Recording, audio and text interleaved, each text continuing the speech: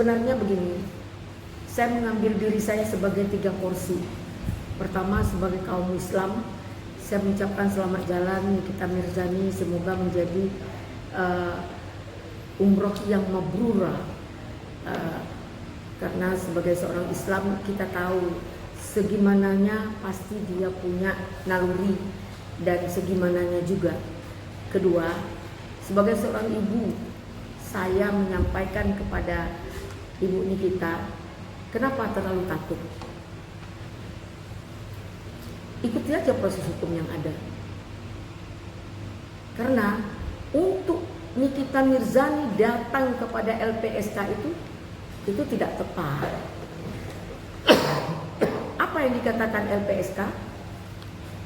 Lembaga Perlindungan Korban. Saksi dan Korban, ya. Nah, dalam hal ini Loli sebagai apa? Apakah Loli korban atau saksi? Tidak. Di LP itu Loli ini terlapor. Jadi dia melaporkan Loli, dia melaporkan Fadel. Nah, ada LP polisi itu kita lihat. Jadi ini jadi pelayan fiktif jadinya.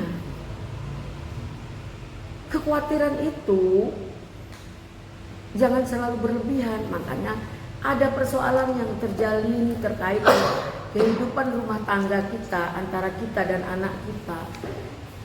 Itu tidak perlu diumbar. Karena mengumbar aib sama makan daging saudara kita sendiri. Apalagi nih aib anak kita. Hah? Yang tanggung jawabnya kepada diri kita. Malu anak, malu kita. Kenapa kita umbar?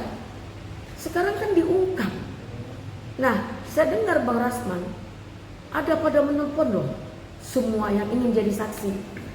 Kita ini pro kontra loh. Ada orang yang banyak sayang sama Nikita sebagai seorang ibu, dan ada juga orang pro sama Rasman sebagai seorang pengacara. Saya profesionalitas Rasman saya dukung, tapi kalau ada pribadi Bang Rasman saya nggak bisa bersikap, ya.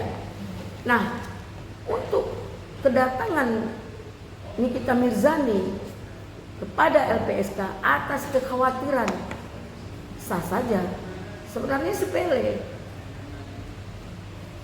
sekali. Rangkul anak itu dengan baik, berdamai dengan hatimu. Mudah-mudahan dengan Nikita Mirzani pergi ke Mekah, dia akan berdamai dengan hatinya dan terbuka peluang jalan yang lurus, jalan yang dalam lindungan dan ridhonya Allah.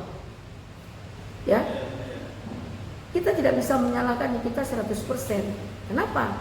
Nikita Mirzani, nurani keibuannya datang, tentu akan melindungi anaknya. Segimanapun anak melawan kepada kita, pasti kita lindungi.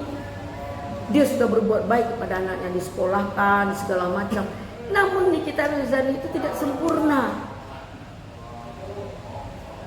Dia biarkan apa yang dilakukannya, dia biarkan apa yang dibuatnya dilihat oleh mata kepala anaknya sendiri, yaitu Loli. Di mana Loli tumbuh lebih cepat dewasa, sehingga ketika Loli kuliah, Loli ketemu dengan A, terjadi perseteruan dengan Nikita, sehingga Nikita menutup akses. Kemudian anak dideportasi. Semarah-marah sama anak, kok dibiarkan 2 tahun? Ya, kok dibiarkan 2 tahun? Kucing kita aja 1 hari nggak tidur kita panggil, nggak pulang kita panggil orang sekampung untuk cari kucing kita. Ini anak loh, darah daging kita. Semarah-marah apapun, ya Bu ya. Anak itu jiwa raga. Nah, saya bilang Nikita belum terlambat untuk merangkul anaknya. Nah, mudah-mudahan ini akan terurai dengan baik. Kalau dicari-cari kesalahan, karena Fadel mungkin ada salah, tapi tidak sempurna. Kenapa? Bukan Fadel yang bawa Loli itu. Ingat ya Bu Nikita, bukan Fadel yang melarikan Loli dari rumah. bukan dia yang bawa Loli dari rumah. Ya. Loli itu deportasi disambut di sini dengan baik. Mereka berpacaran.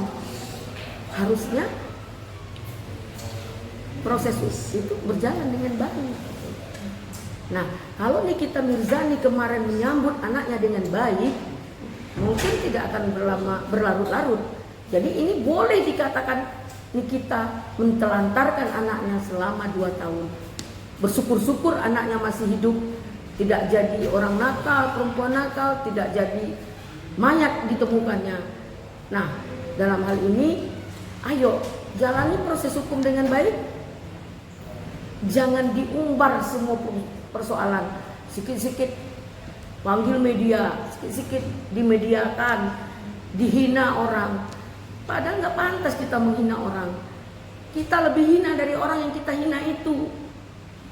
Sempurna milik Allah. Oh kamu Rasman miskin, saya juga orang miskin loh Bu Nikita. Saya orang kampung, orang tua. Jangan dihina saya ya. Nah, tapi saya proporsional melihat persoalan ini. Kenapa? Karena di sini ada persoalan pribadi yang harus diselesaikan antara ibu dan anak. Baru nanti diproses secara hukum. Itu maksudnya. Berarti Nenek sebagai tim dengan Rasman Nasution mengiyakan ya adanya usaha dari pihak Fadel untuk bertemu dengan Loli. Makanya akhirnya keluarga Loli atau Nikita berusaha melindungi mereka dengan cara ke LPSK. Ada usaha ke situ gak sih dari pihak Fadel untuk mendatangi Loli? Kalau itu saya nggak tahu. Karena sampai saat ini kita melalui proses hukum itu dengan baik dan benar. Kita tidak ada beritikat membuat surat permohonan mau ketemu Loli, enggak. Nanti nebis, nggak bagus. Nanti kabur. Tapi berarti juga setuju ya dengan apa yang dilakukan Nikita ya, melindungi anaknya dengan mendaftarkan di LPSK ya. Perbuatan benar gak sih? Itu sih sah saja, cuman kurang tepat. Yang dikatakan LPSK itu lembaga bantuan lembaga perlindungan saksi dan korban. Sementara Loli tidak saksi, tidak korban. Loli statusnya terlapor sama dengan Fadel Bajiger. Jadi nggak tepat. Loli itu terlapor loh. Ini kan LP. Nah, kenapa dia melaporkan anak kandungnya sendiri? Ketika dia nggak sanggup, nggak mampu merangkul anaknya, dilaporkannya. Kenapa dia tidak berdamai secara profesional? Saya yakin dan percaya Loli